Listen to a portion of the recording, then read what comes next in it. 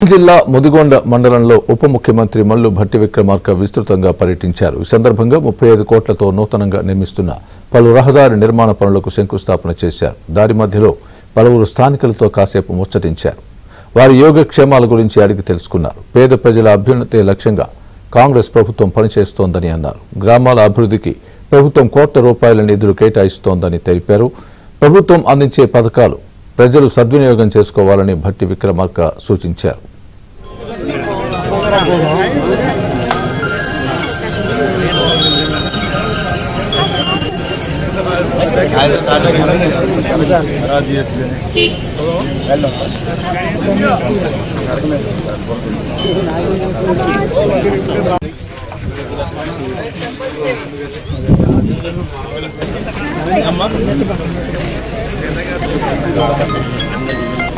నమస్కారం.